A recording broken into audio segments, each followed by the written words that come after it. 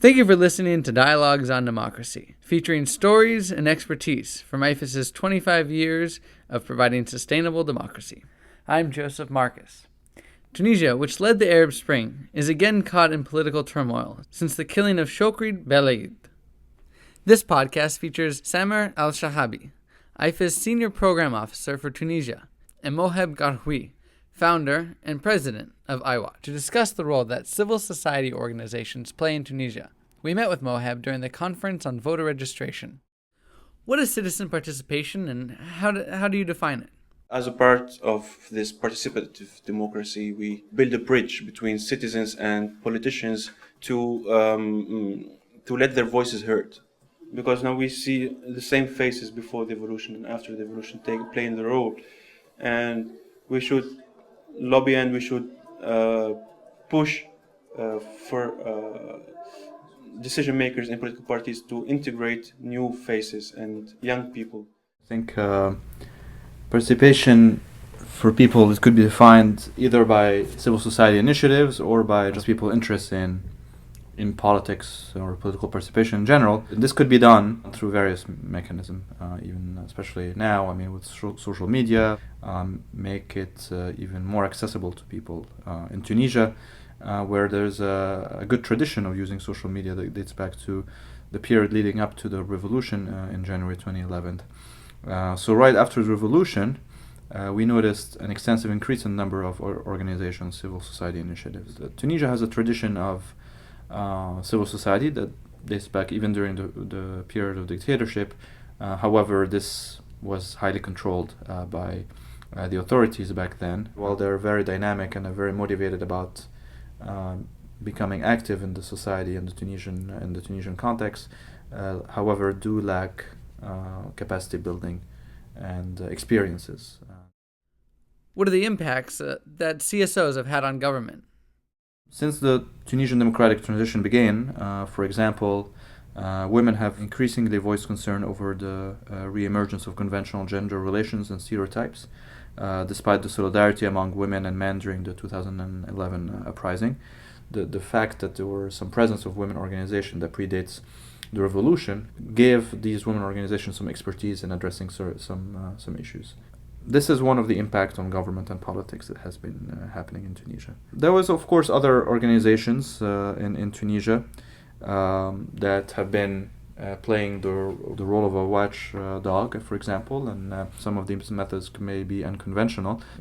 Leaks of audio recording, for example. This, as a result, puts a lot of pressure on members of the government who know basically that there are several organizations out there advocating for an open government and transparency. What challenges do CSOs have in Tunisia?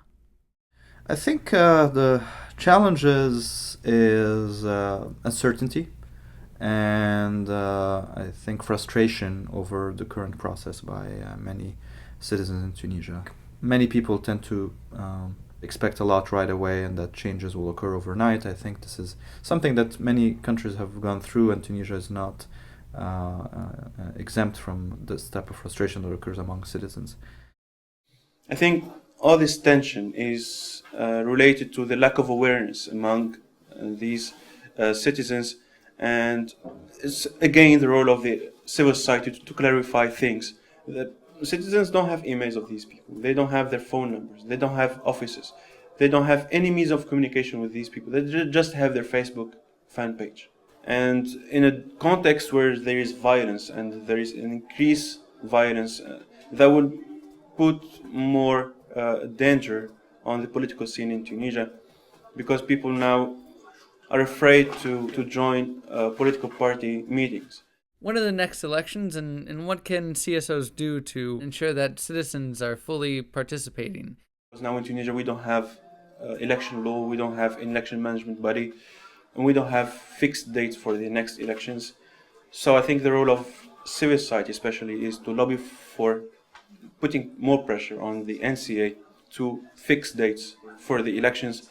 This is still the million-dollar question. When are the next elections? Many statements have come up from different members of the government, and The range is between June and October of this year. It's almost impossible to have elections without a finalized, established election commission, which is yet to happen again.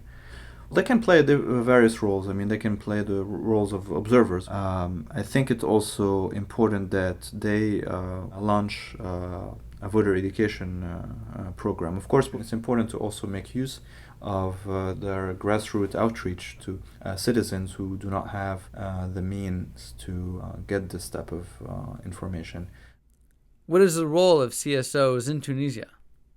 Bring members of the Constituent Assembly and government officials and local CSOs and to talk and to debate with citizens. We were supposed to have debate in a hotel, but we decided not to do so because we want to bring decision makers to public spaces where it's accessible to everybody, you see. And it was the first time since October 2011 that these members of the Constituent Assembly have debates with their constituents.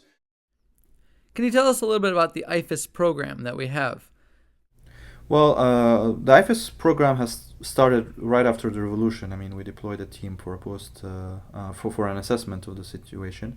And our program is very diverse, as a matter of fact, in Tunisia. We have a big project that targets public outreach and illiterate groups and providing them with a voter education component. We have been working with a local non-governmental organization called iWatch, which is a youth organization that is as a watchdog. Since April 2012, we started this regional campaign finance monitoring with IFES. We have come to the level of finishing the handbook. And 2 weeks ago, we started this regional training to introduce the issue of campaign finance to our members. How did iWatch begin, and how many members do you currently have? We have 220 members, among which 80% are women. We have a junior department. A junior department gathers young people below 18 years old, so ages from 15 to 30. The idea started with 6 or 7 people. We started meeting in a cafe every day and every night. We said, now it's time that young people who are independent and neutral should start an initiative to fight corruption and preserve transparency. So we said, it's okay, we don't have expertise, but let's build this idea. For more dialogues on democracy and information on iWatch and IFES's work in Tunisia, please visit our website, www.ifes.org.